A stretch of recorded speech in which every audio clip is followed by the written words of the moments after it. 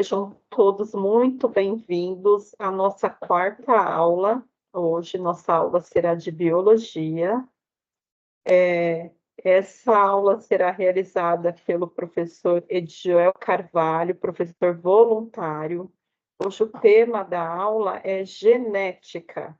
Antes de iniciar a nossa aula, eu gostaria de avisar a todos que essa aula está sendo gravada, ok? Agora eu vou ler para vocês um pouquinho. Eu aí, eu sou da Unicel Vila Curuçá, estou aqui com vocês e serei a mediadora dessa aula. Agora eu vou passar o mini currículo do professor Edjoel para vocês. O professor Edjoel Veiga é voluntário do nosso cursinho. Ele é especialista em ensino de ciências pela Universidade de São Paulo, USP. Mestre em análise bioambiental pela Universidade de Guarulhos. Graduado em ciências biológicas pela Universidade de Guarulhos. Tem experiência na área da educação como professor de ciências físicas biológicas do quadro efetivo, e ele é professor do quadro efetivo da Secretaria Estadual de Educação de São Paulo de 2006.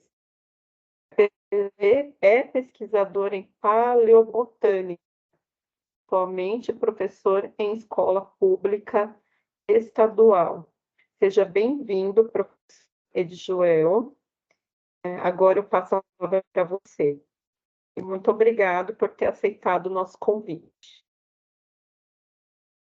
Ok, E vou fazer obrigado, Lé. mediação. Bom, então eu quero... Se vocês tiverem dúvidas, vocês podem ir postando no chat durante a aula e a gente vai passando para o professor. Tá bom? Muito obrigada pela presença de todos. Obrigada, professora, com você. Ok, primeiro eu que agradeço a oportunidade. É sempre um prazer dar uma aula, contribuir aí com nossos futuros universitários. Eu quero dizer que eu espero que destes futuros universitários saiam alguns professores aí, que a gente precisa de bons professores, professores que gostem, né, de ensinar, de buscar aí a evolução da nossa sociedade. Nossa sociedade só vai evoluir com conhecimento, né? Eu sei que hoje já tem um monte de gente pregando que não é isso, mas eu ainda acredito que é isso. Mas para quem vai seguir aí outras profissões também, precisamos de todas elas, mas tem que passar pela mão do professor. Dito isto, eu quero dizer que é um prazer poder contribuir, né? E com certeza hoje eu vou aprender muito com vocês também, tá bom? Qualquer dúvida aí com relação às questões técnicas, o pessoal vai informando para vocês. Eu acho que vocês estão conseguindo me ouvir aí, né? Isso aí. Então, a Elaine já falou aqui que quer lecionar. Tamo junto. Pessoal, então vou começar essa aula. Eu juro que eu vou tentar não ser muito chato, tá bom? Mas genética é um assunto que às vezes é um pouco enfadonho. Mas vamos lá, né? Eu tenho um canalzinho no YouTube, aí depois vocês procuram lá no YouTube, @edjoel, tá bom? Tá começando, mas tem umas coisinhas legais lá também sobre ciências, tá? Não só que eu sou um entusiasta da energia solar, então às vezes eu coloco algumas coisas diferentes lá, mas eu falo muito sobre ciência, história da ciência, tem algumas aulas completas minhas lá, tá bom? Pois bem. Então, ó, esse aqui é o programa que está lá no manual do candidato para o vestibular 2024 da Univesp. E eu vou tentar abordar algumas coisas que estão aqui só. Eu vou destacar as coisas que eu vou tentar abordar.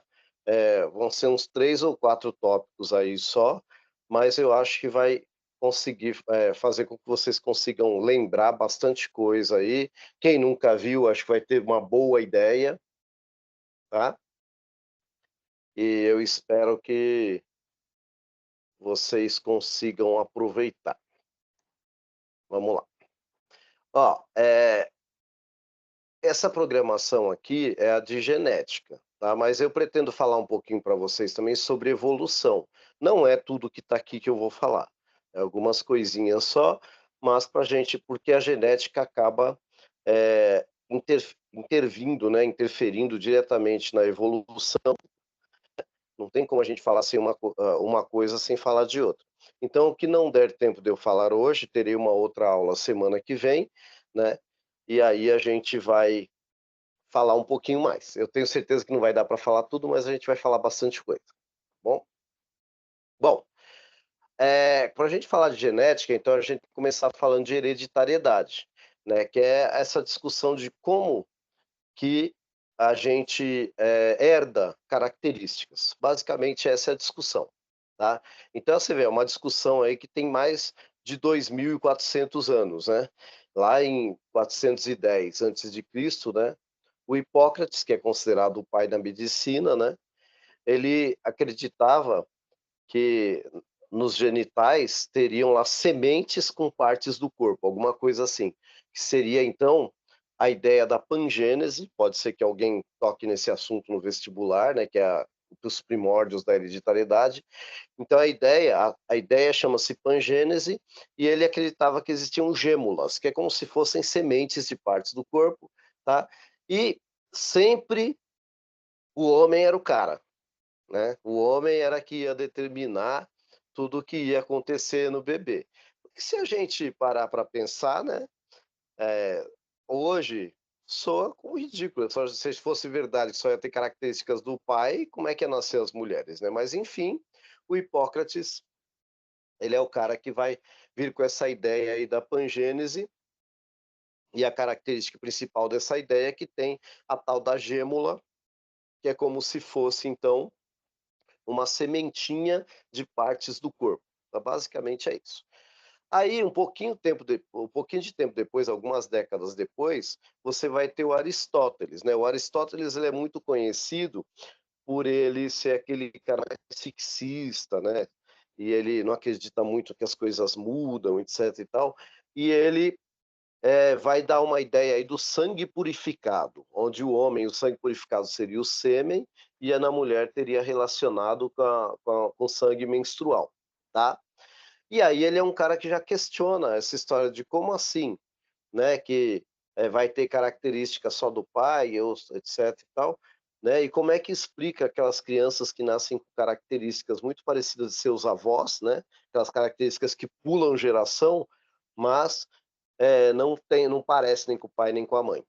E aí o Aristóteles, veja só, ele vai discutir isso, uma coisa que só depois o Gregor Mendel lá vai conseguir explicar. Mas para vocês verem que a discussão não era nova, tá? Já se queria saber como é que isso acontece, tá bom?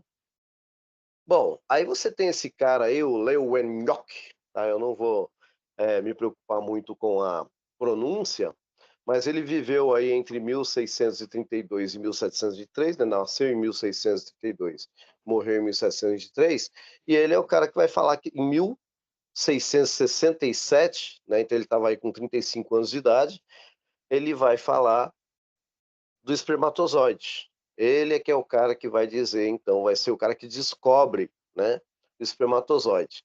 E aí tinha uns contemporâneos dele lá que diziam que o seguinte, que dava até para ver dentro do espermatozoide um serzinho miniatura lá dentro. E essa ideia foi conhecida como pré-formismo, ou seja, uma pré-forma, né?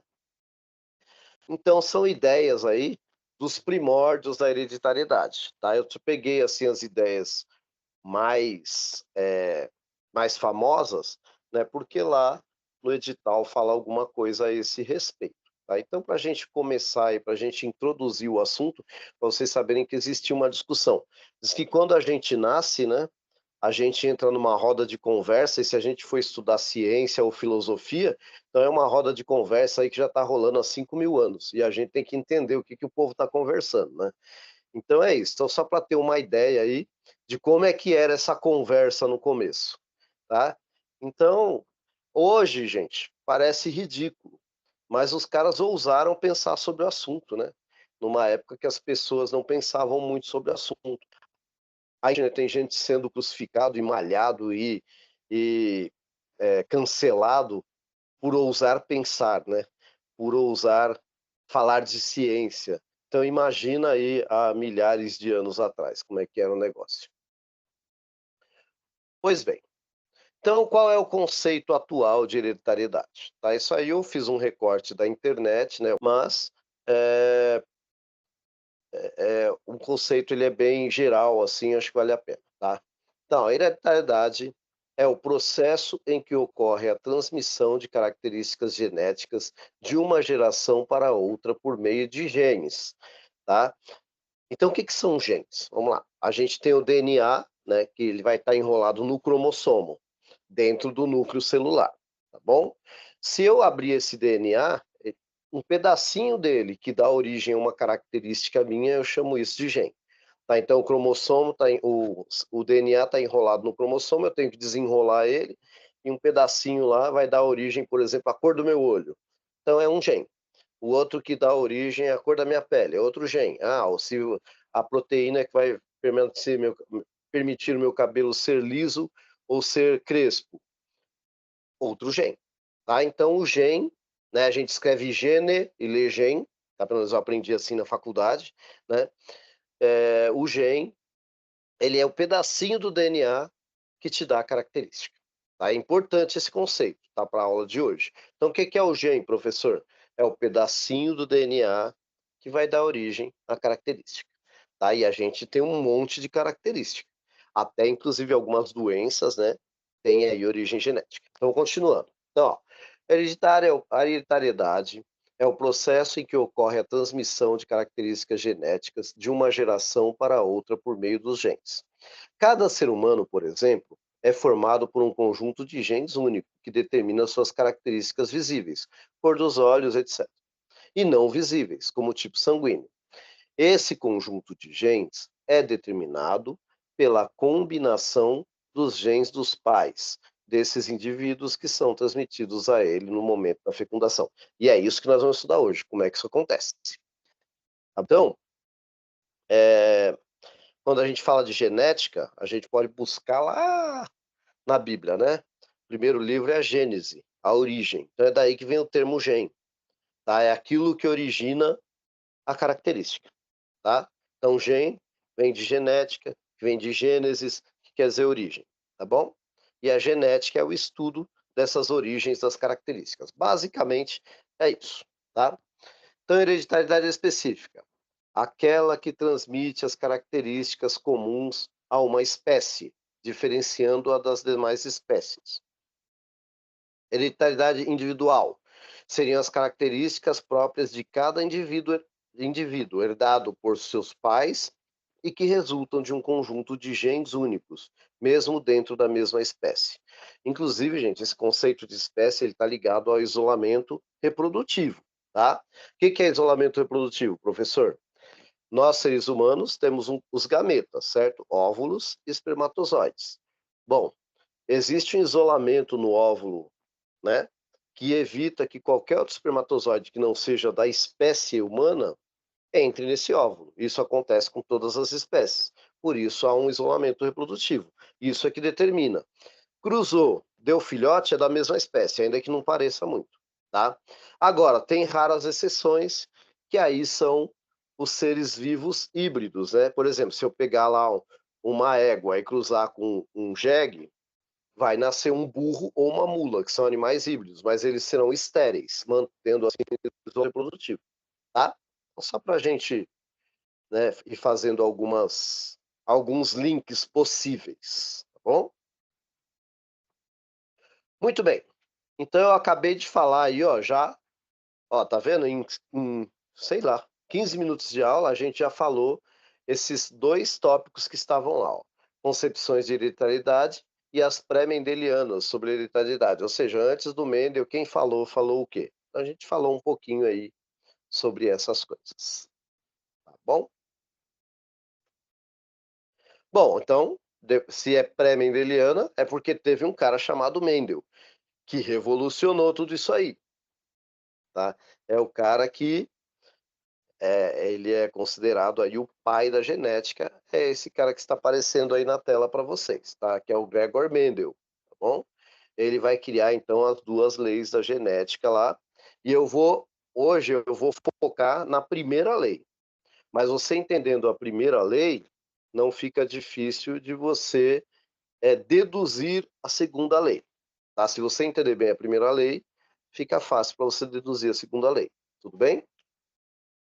O Gregor Mendel, ele era um monge agostiniano, né, da Igreja Católica, né? Então, o pessoal que acha aí que a ciência é contra a religião, né, que todo cientista tem que ser ateu, etc e tal, isso é uma besteira, tá? Pessoas são pessoas. Dentro da religião tem pessoas que são ateias e não se revelam. Dentro da ciência tem pessoas que não são ateias, tem pessoas que são ateias, e não é isso que vai fazer um cientista bom ou ruim, tá bom? Ele tem que ser, o cientista ele tem que ser racional no momento de fazer ciência, ponto, tá bom? E o Gregor Mendel, no momento de fazer ciência, ele foi muito racional, tanto que ele foi o único que conseguiu, tanto que ele foi o único que conseguiu explicar, e eu já vou falar, mas colocaram aqui no chat que diziam que Charles Darwin era materialista, e eu vou pegar esse gancho aí para a gente saber, tá? O Charles Darwin, ele era filho de um pastor da igreja anglicana, de um líder, né, da igreja anglicana. E ele era neto do Erasmo Darwin, que era um grande cientista. Mas o Charles Darwin, ele foi para a faculdade para estudar arte, tá? Ele era formado em arte, ele não era formado em biologia, não era formado. E ele foi para estudar arte porque para ser líder da igreja ele tinha que ter nível superior. Vai lá, ele conheceu os cientistas, convidaram ele para ser o ilustrador na, na viagem do Beagle, e aí acabou que ele descobriu o que descobriu, mas ele era um cara que conhecia muito de Bíblia, dentro de uma família religiosa, tá? E se eu tiver oportunidade, eu vou falar mais de Darwin para vocês, porque eu costumo falar que se a biologia fosse uma religião, o nosso Messias ia ser o Darwin, tá? E o nosso dogma ia ser a evolução. Não tem como falar de biologia sem falar de Darwin e evolução. Inclusive, quem explica a evolução é a genética, tá bom? E é isso que a gente vai descobrir hoje. Bom, mas vamos voltar aqui para o Mendel, tá? O Mendel, ele é o Mendel ele é um cara que ele tá lá no monastério e olha só, gente, ele é um cara que ele é professor de ciências e ele vai fazer uma prova para continuar dando aula de ciência, porque o governo mudou o esquema lá para o professor poder dar aula e ele é reprovado em biologia e não pode mais dar aula. E ele era um exímio matemático. E o seu conhecimento de estatística e matemática que vai permitir ele chegar às conclusões que ele chega, tá? Então, olha para vocês verem como essa questão da separação das ciências tá, é uma coisa totalmente didática, né? Quando a gente vai falar de ciência, tanto é que a linguagem da ciência é a matemática, não tem jeito, tá, gente? E é importante a gente saber, né? Se eu não me engano, foi Pitágoras que falou que Deus, quando fez o universo, ele geometrizou, né? Então, o que explica o universo da melhor maneira é a matemática, tá? Então, não fujam da matemática, tá bom? Muito bem. Então, ele começa a observar as ervilhas. Ele fala: poxa, essas plantas, olha, tem planta alta e tem planta baixa. Tem planta que vai dar ervilha verde, tem planta que vai dar ervilha amarela. Tem planta que vai ser enrugada e tem planta que vai ser lisa. Eu quero saber por quê. Na verdade, ele já discutia isso nos meios e tal, tá? E aí ele começou a fazer o experimento dele, tá? A ciência trabalha com experimentos, tá bom? E o que que ele fez? Ó, tô mostrando aí para vocês o pezinho de ervilha, né? Depois uma ilustraçãozinha aí da ervilha, tá bom? Só para a gente ter uma ideia. E ó, reparem que a ervilha, ela tá cheia de florzinha ali. Logo, ela é uma angiosperma. Lembra aí, hein? Ó, dia do vestibular lá, tem florzinha, tem flor, fruto, semente, etc. Angiosperma, tá? E ela é uma leguminosa, tá? Não confunda com legume. A gente chama planta leguminosa toda planta que tem essa baga aí, que tem essa... Enfim, que tem esse tipo de fruto que vocês estão vendo aí. Esse fruto compridinho aqui. Vou me atrever a arriscar. Tá? Esse fruto compridinho aqui, ó. Sempre que tem, então, por exemplo, o feijão é uma leguminosa e a ervilha também é. E tem muitas outras aí. Tá bom? Muito bem. Que me fugiu agora o nome disso aqui, que eu tenho certeza que vocês sabem. Vagem, né? O pessoal chama. Vagem. Bom, lembrei. Tá? Então, quando tem vagem, é leguminosa. Isso, vagem. Obrigado, Arthur. Então, quando tem vagem, é leguminosa. Tá bom? Muito bem. Então, deixa eu prosseguir aqui. O que que ele fez? Ele pegou todas as ervilhas e foi juntando, juntando, até só ter ervilha verde. E a outra ele foi juntando, juntando, até só ter ervilha amarela. E aí ele chamou essas ervilhas de parentais e falou: eu vou cruzar verde com verde. Eu tenho certeza que elas estão puras e vai dar verde. Eu vou cruzar amarela com amarela. Eu tenho certeza que elas estão puras e vai dar ervilha amarela. E foi isso que ele fez, tá? Então a gente chama isso de parental 1. Ele falou: tá, mas e agora? O que que vai acontecer? Ele cruzou. Ele pegou as ervilhas puras verdes com as ervilhas puras amarelas, puras, e cruzou uma com a outra. E aí ele imaginou, em princípio, que ia dar metade verde e metade amarela. Mas qual foi a surpresa dele? Que deu tudo amarela. Gente, é lógico que eu estou conjecturando aqui, eu não sei o que ele pensou, mas vamos supor que ele pensou, pô, vai dar metade verde e metade amarela, né? Porque é característica do pai, característica da mãe, só que aí deu tudo amarela. Ele falou, e agora? Aí ele chamou essas amarelas de híbridas. Por que híbrida? Híbrido é tudo aquilo que está misturado. Lembra que eu falei da mula, que é filhote do cavalo, da égua, com o jegue, etc. Então ela é híbrida, porque ela tem duas espécies juntas. Aqui é a mesma espécie, mas que tem características diferentes. Ele falou, apesar de eu não estar vendo nada verde, tem alguma coisa escondida da verde aí. Isso foi o que o Mendel pensou. Ele chamou da filial 1, primeira filial, ou a primeira filiação. Aí cada livro vai falar de um jeito, importante a gente entender. É a F1, tudo bem? Então elas são híbridas, porque são misturadinhas, tá? Muito bem. Aí ele falou, e agora, o que será que acontece se eu cruzar essas irmãs aqui? Legal, sabe como é que ele fazia o cruzamento? Olha como é que é o cara ter tempo na vida. Ele ia em florzinha, florzinha daquela, com o pincelzinho, pegando pólen. Pólen de uma por uma, ele guardava. Aí depois, e ele tinha que catalogar cada pólen, então não sei o quê. E depois ele ia com o pincelzinho polinizando as outras que estavam prontas para receber o pólen. Então era tudo muito controlado, tudo muito registrado, era metódico mesmo, coisa de matemático. Então por isso que deu certo com um matemático, tá? E aí ele fez tudo, e um monge, né, ainda por cima, um cara que tinha paciência, a gente acredita. Tá? Então, aí ele misturou e deu aí as híbridas, tá bom? Então, ele já sabia que era híbrida, apesar de estar tudo amarela.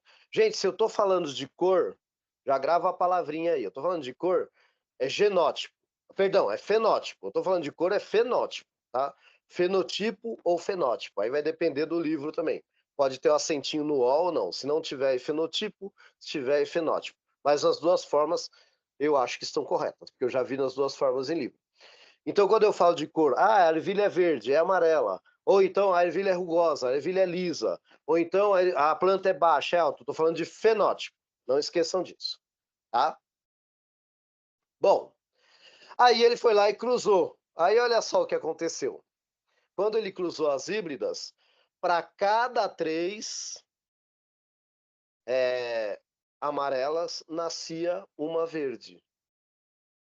Tá vendo como o cara tem que ser estatístico? Eu jamais que ia ver um negócio desse no experimento meu e ia entender. Isso. Fenótipo, simplificando a aparência. O colega colocou aqui muito bem. E lembrando, né, mas tem que saber a palavrinha fenótipo, porque os caras lá no vestibular, eles colocam a palavrinha mais difícil, por isso que é importante saber, tá bom? Muito bem. E aí, olha só, normalmente colocam, né? E aí ele cruzou e apareceu isso aí. Eu jamais sabia fazer uma fórmula, uma conta, para dizer que, então, isso aqui acontece por causa disso. Aí, para a gente entender o que ele entendeu, a gente tem que lembrar de duas coisas. Gente, eu não vou falar aqui de todas as fases da mitose, nem da meiose. Eu quero que você lembre para que elas servem. Isso é que é importante na genética. Bom, a mitose é aquela divisão celular, tem uma divisão celular. O que é mitose, professor? Não lembrava, tá? Então é a divisão celular. É aquela divisão celular que vai acontecer quando eu faço um corte. E aí eu preciso de cicatrização. Meu corpo está desenvolvendo. Então produz células para aumentar meus tecidos, meus órgãos. Isso é a mitose. Não esqueça disso.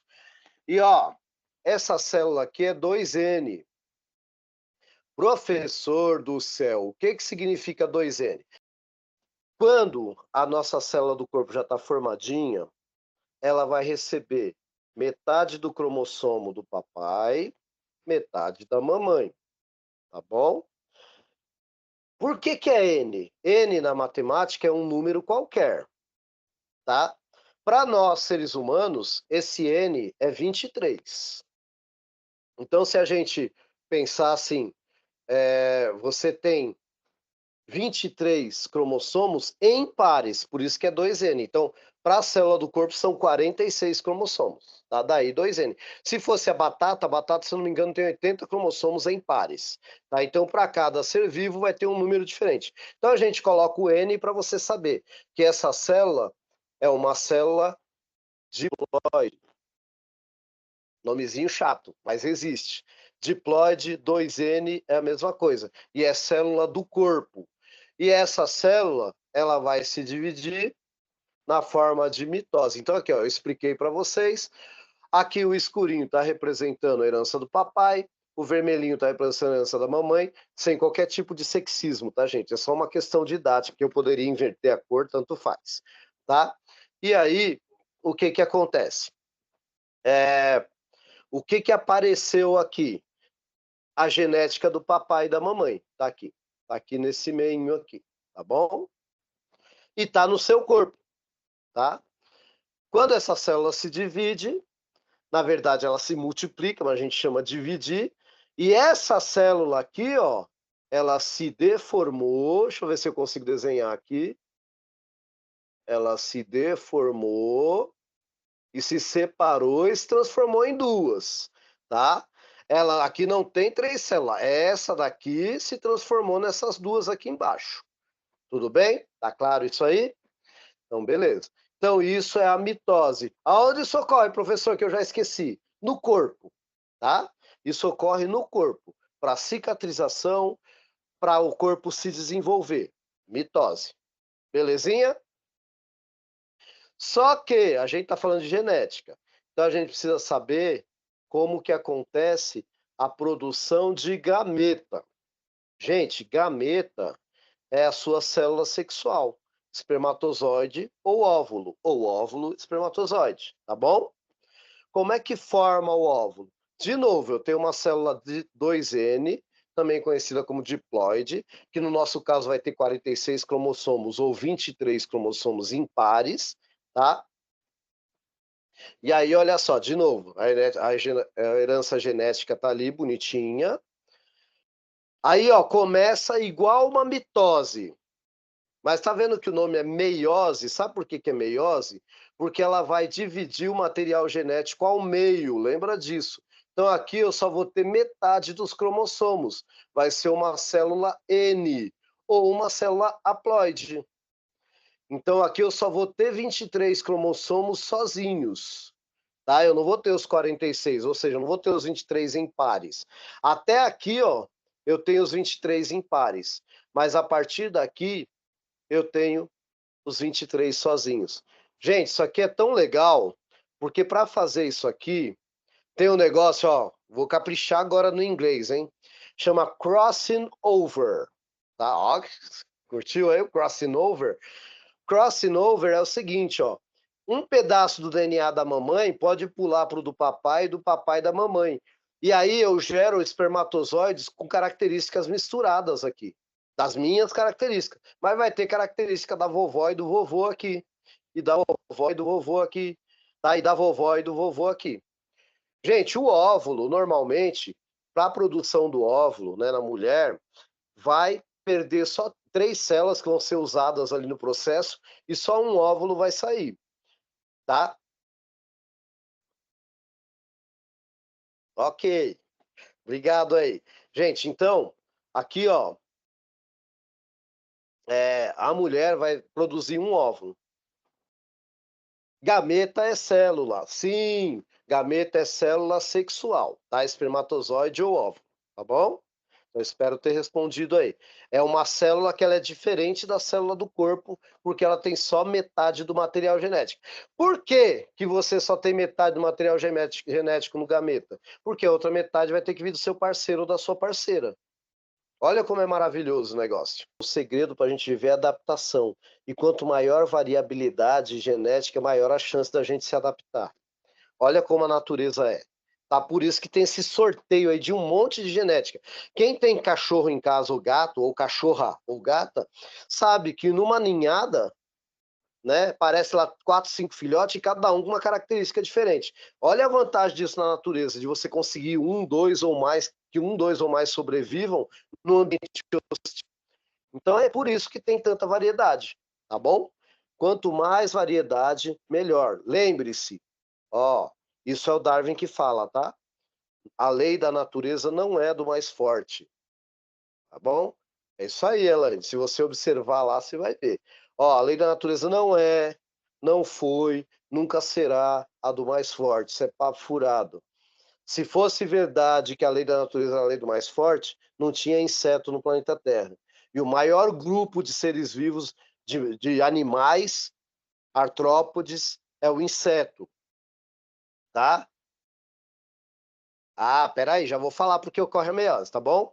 Gente, então, sabe por que tem tanto inseto no mundo e a gente tá correndo risco de morrer por causa de um mosquito?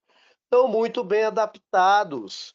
Gente, você jogar um inseto na parede, ele sai andando na parede, jogar para cima, ele sai voando, jogar na água, ele nada. Então, além é do mais bem adaptado. E o que me dá uma boa adaptação? Variedade genética, muita variedade genética.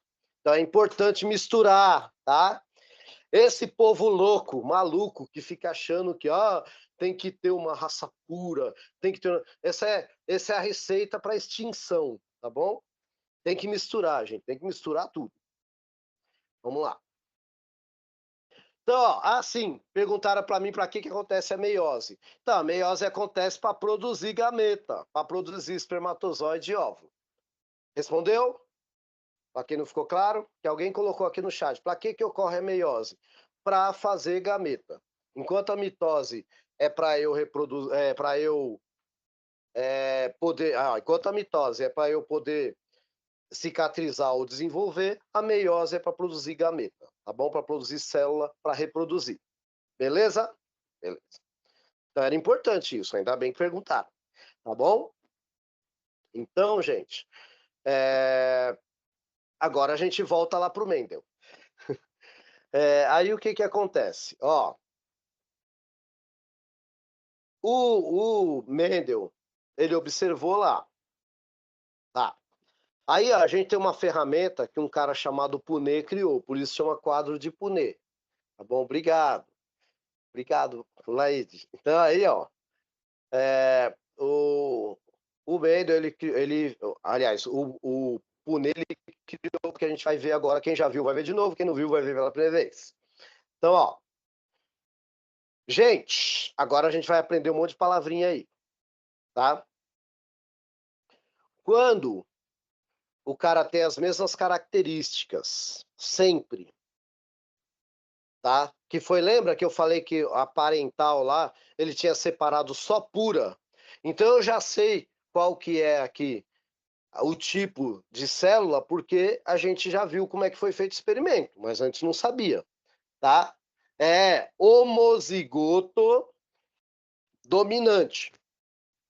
Você deve ter aprendido na escola que é a história do azão, azão, azinho, azinho. Aqui eu vou chamar de vezão, vezão, vezinho, vezinho. Eu vou explicar por quê. A gente descobriu com aquela história de para cada 3 amarela ter uma verde, que a verde é recessiva. O que quer dizer recessivo? Tem gente que fala assim, a dominante é que aparece mais, a recessiva é que aparece menos. Isso não é verdade. O gene para a gente ter 5 dedos na mão é recessivo. Para a gente ter polidactilia, que é 6 dedos ou mais, é dominante. Entretanto, a maioria das pessoas tem só 5 dedos nas mãos. Vocês podem ver que na família que tem alguém que tem 6 dedos ou mais, sempre vai ter descendente que vai ter também, porque é dominante, tá bom? Então não é necessariamente a que aparece mais. Então como é que eu falo que é recessivo? Quando é recessivo, só aparece quando está impar, como é homozigoto. Então, aí o que acontece? O homozigoto recessivo, ele só vai aparecer quando os dois estiverem juntos. Os dois quem? O pai e a mamãe tiver recessivo. Se o papai só tiver dominante e a mamãe só tiver recessivo, acontece isso aqui, ó. Tá, ó. Por que que apareceu tudo amarelo aqui embaixo, ó? Ó o fenótipo aqui, ó. Tudo amarelo. Mesmo eu tendo cruzado com um verde. O verde, ó, é Vzinho, Vzinho, é minúsculo. Esse Vzinho aqui, ele não vai se manifestar no heterozigoto, que é a mistura aqui, ó. Esse aqui só é Vzão, Vzão, ele é homozigoto dominante. Esse aqui é Vzinho, Vzinho, ele é homozigoto recessivo. E a mistura dos dois é hétero, tá? Hétero quer dizer diferente, né? Homo é igual, não é? Eu sou homem. Se eu gostasse de outro homem, eu seria homossexual. Gostar do sexo igual ao meu. O que eu quero falar é que homo quer dizer igual, hétero quer dizer diferente. É isso que significa esse prefixo aí, tá bom? Então, hétero aqui você já tem que matar. Ó. Hétero aqui quer dizer que é diferente. Vai ter dominante e excessivo aqui? Não, já é um de cada. Então é só heterozigoto. Tá aqui, ó. Só heterozigoto. Agora, homozigoto eu tenho que especificar se ele é dominante. Aqui, ó, ele é recessivo aqui, tá? Ou se ele é dominante. Eu tenho que especificar. Tudo bem? Pessoal, isso, a combinação de um dominante com excessivo é heterozigoto. Parabéns, muito bem. Pessoal, ó, então presta atenção. Quando eu falo disso aqui, eu não falei que eu estou falando de fenótipo. Quando eu falo disso aqui, eu estou falando de genótipo, tá? Isso aqui é o genótipo. Então, olha só que legal. E outra coisa interessante, gente. Agora, ó, eu vou cruzar essa geração aqui. Eu vou cruzar com esses caras aqui. Ó por que que apareceram 3 amarelas e uma verde. Ó, aqui está representando o espermatozoide, tá? O símbolo de Marte.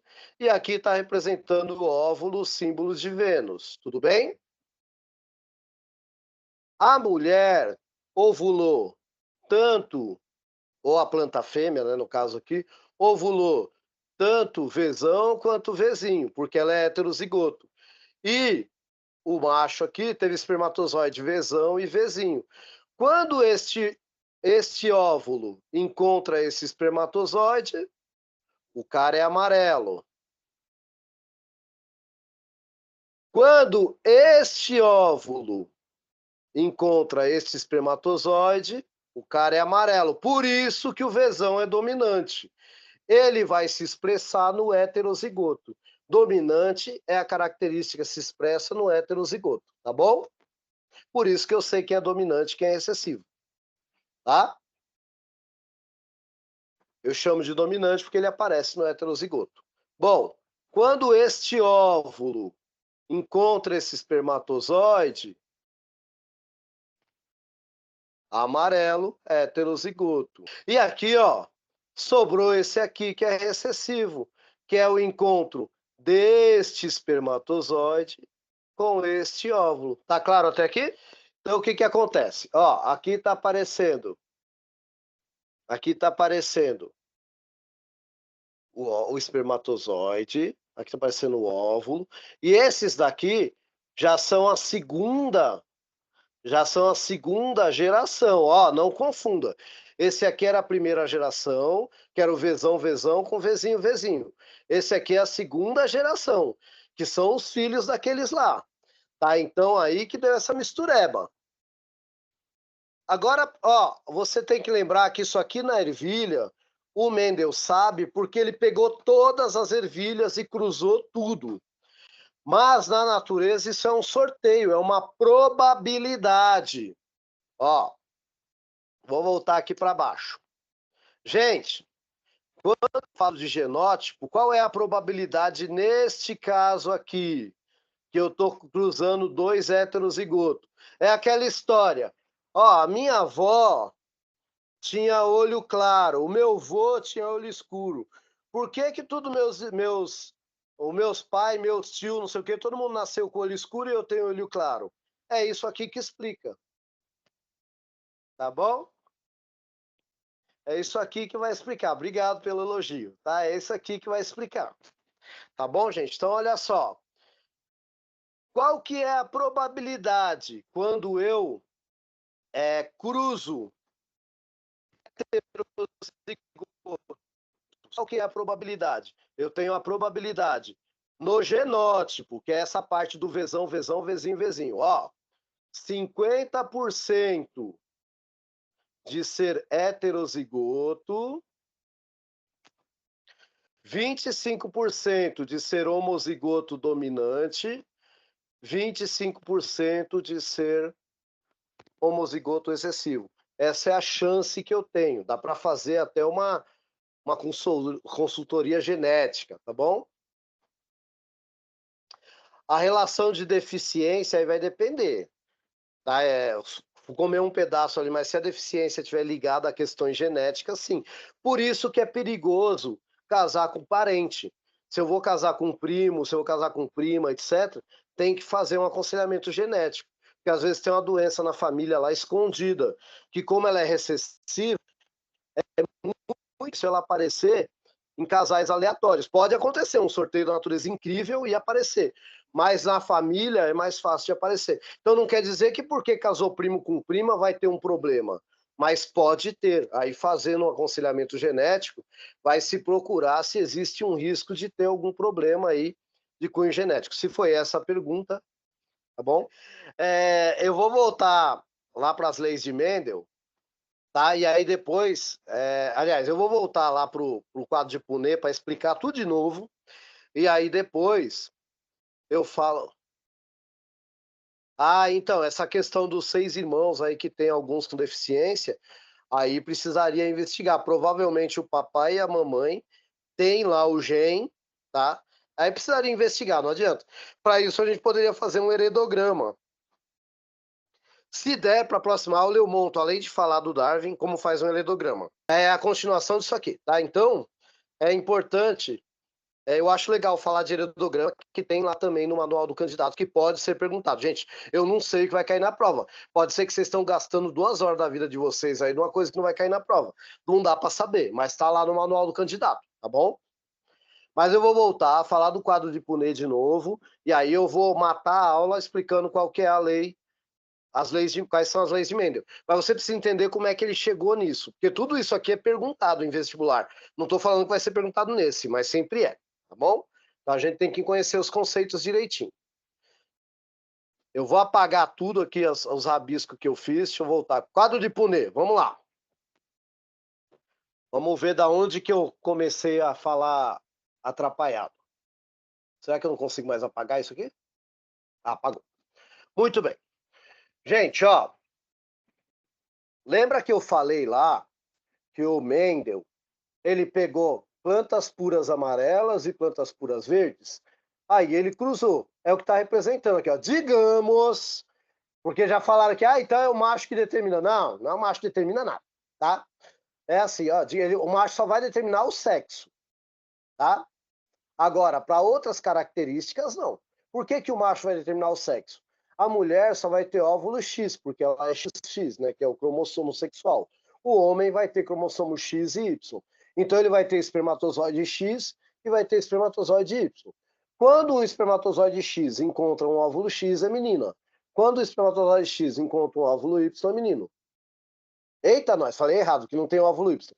Quando o espermatozoide Y encontra um óvulo X, é menino. Tá bom? Então, nesse aspecto, sim, é o homem que determina o sexo. Tá? Agora, o resto não.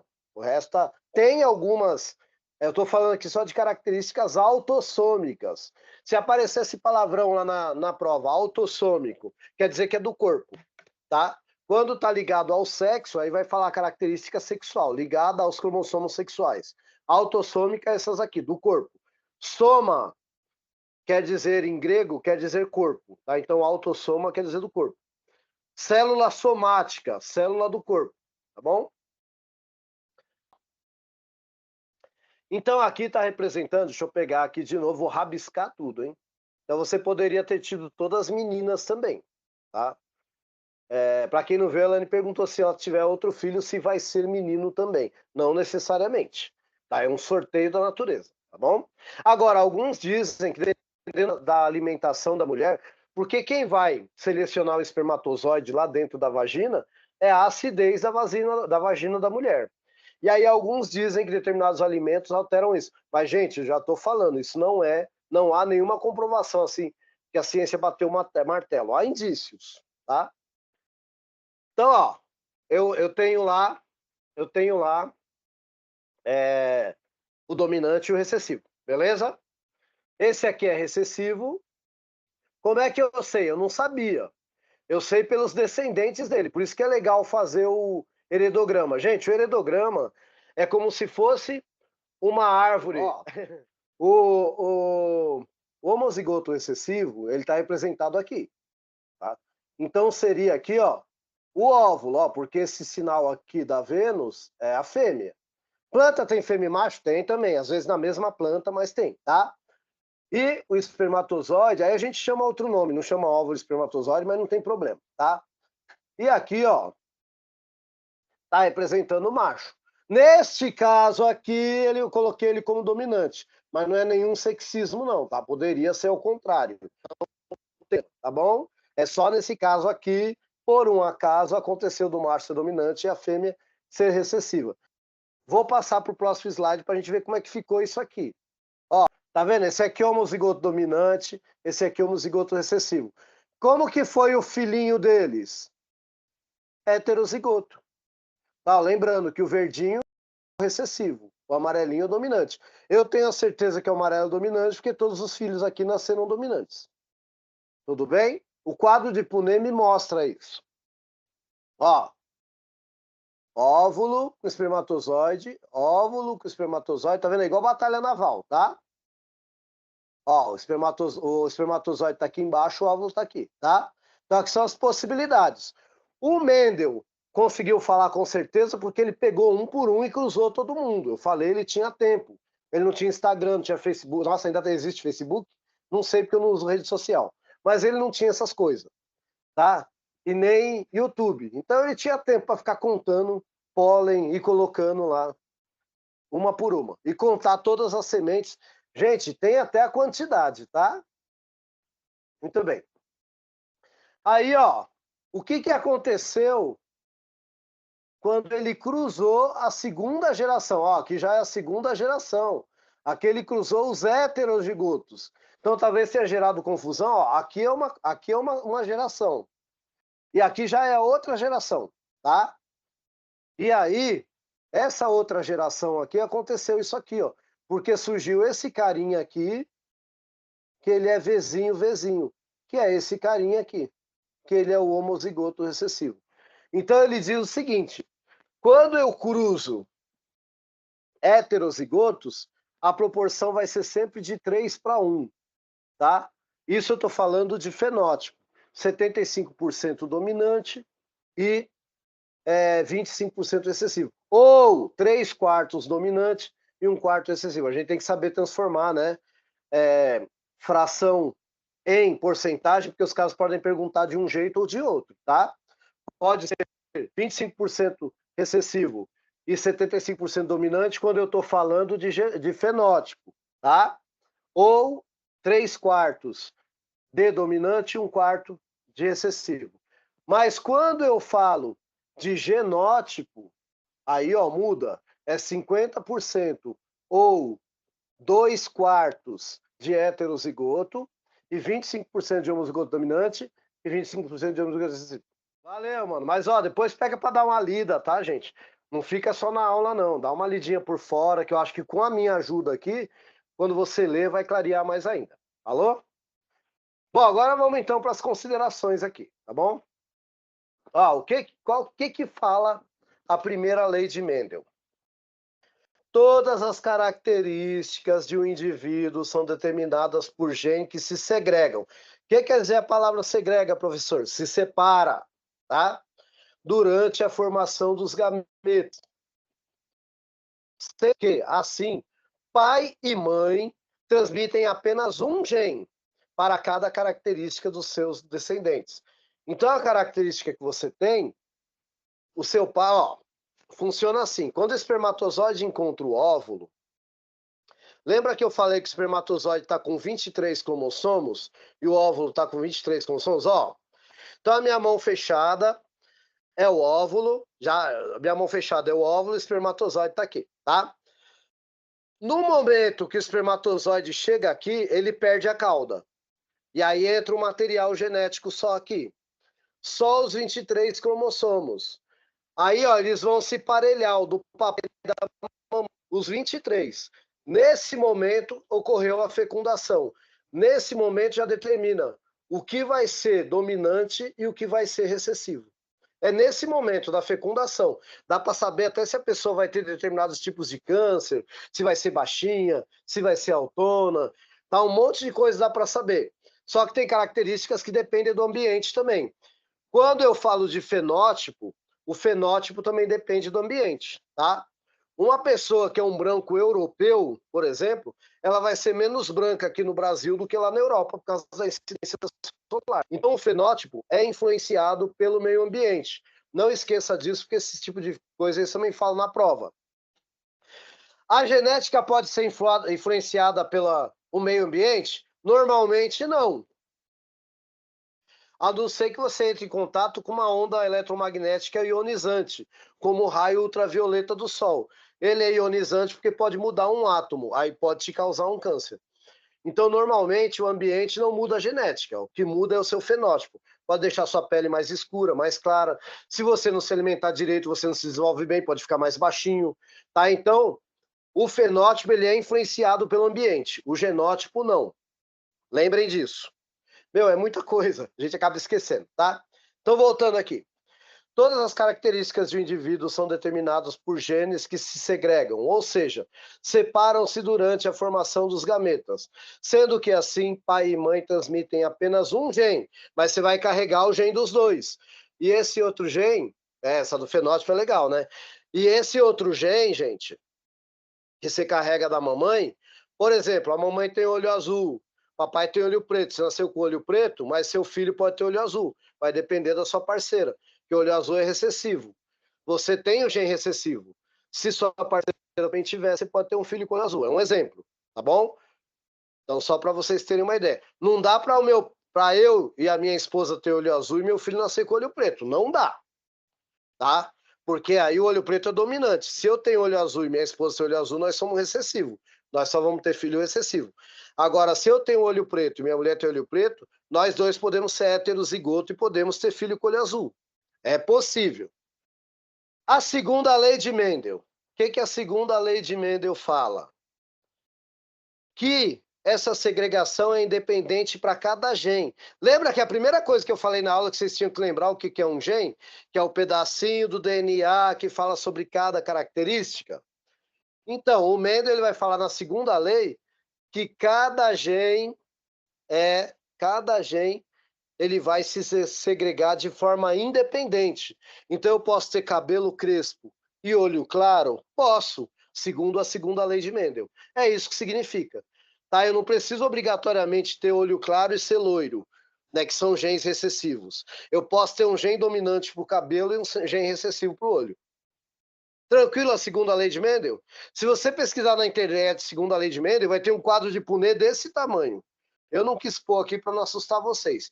Mas o que ele vai dizer é isso, que para cada característica, você vai ter que fazer aí as combinações bonitinhas. Tudo bem, meus queridos? Ó, eu só falei disso. Por incrível que pareça, tá? Eu só falei dessas coisinhas aqui hoje. E foi essa aula que eu preparei hoje. Agora, eu acho que eu tenho ainda um tempinho aí.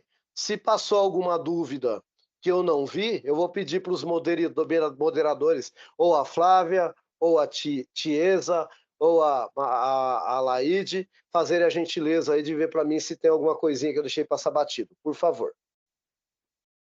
Nós agradecemos, professor, essa aula incrível que você deu.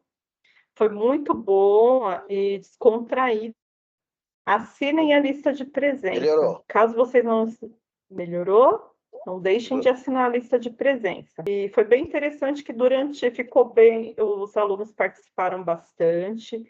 Durante a aula, o professor já foi esclarecendo as dúvidas e eu acredito que nenhuma passou. Eu estava aqui Ah, que acompanhando. bom. Desculpa, ô, Laede, só se interromper um pouquinho, Sim, o pessoal está pedindo, apareceu uns dois aqui pedindo para explicar rapidinho a segunda lei de Mendel. Posso? claro, claro, nós temos Ó, tempo. o pessoal que pediu aí, que ficou na dúvida, você viu que a primeira lei de Mendel, ela vai falar que as características vão ser segregadas ali, né, para o pai. Deixa eu colocar aqui direitinho para eu não falar besteira. Peraí, deixa eu achar aqui. Deixa eu voltar aqui. Ó, perdão. A primeira lei: todas as características do indivíduo são determinadas por genes que se segregam, ou seja, se separam durante a formação do gameta. Tá, então, na hora lá da meiose, lembra que eu falei da meiose? Já vai separar as características que vão para o espermatozoide e para o óvulo, certo? Bom, agora vamos para a segunda lei. Essa lei, ela diz que isso acontece independente para cada característica, tá? Então, não é porque, por exemplo, o meu olho é claro que obrigatoriamente eu tenho que ser loiro, ou eu tenho que ter a pele clara, tá? Cada característica vai ser dependente. Então, eu posso ser recessivo para o olho, dominante para o cabelo, recessivo para a cor da pele, dominante para uma doença genética, tá? Então, isso é independente. Então, eu não tenho que obrigatoriamente seguir todas as características recessivas, nem todas as características dominantes. E o enunciado da lei está aí, ó. Cada par de alelos segrega-se de maneira independente de outros pares de alelos durante a formação do gameta. Gente, quando dessa segregação é na hora da meiose lá, que eu mostrei a separação, que a célula está se dividindo, tá? E aí ocorre esse monte de separação de características. É tipo um sorteio da natureza. Obrigado. Nós que agradecemos, professor. Eu acho interessante também falar que o professor já foi professor voluntário também do Educafro. Então, é muito bacana essa didática que ele tem, que já é professor experiente em dar aula para cursinho, né, pré-vestibular. Então, nós agradecemos muito a sua disposição por estar colaborando com os nossos estudantes, professor. O professor também é aluno aqui do C10, né, do Ciência 10, aqui da pós-graduação do Polo Vila Curuçá. Então, nós fomos muito felizes em encontrá-lo, viu, professor? Encontrá-lo e Imagina, eu que apoiar os agradeço. nossos alunos. Também Tamo gostaria junto. aqui de agradecer isso, gostaria de agradecer todos os coordenadores presentes nessa live, especialmente a Flávia, a Tiesa, o Robson, por todo o suporte dessa aula presencial e os demais coordenadores que sempre estão nos acompanhando nas lives também. Tem algumas pessoas aqui me perguntando, sim, nós teremos outras aulas, igual a gente falou, dia 11 vai ter aula de inglês com a coordenadora Paula. Essa aula vai ser virtual também, tá bom? Então, muito obrigado a todos os presentes, muito obrigado, professora de Joel, Eu que e agradeço a muito obrigado oportunidade, aos gente. coordenadores. A gente que agradece, viu? Uma boa noite, um bom descanso a todos. E é isso, gente. Obrigada. Tchau, gente. Tudo de bom.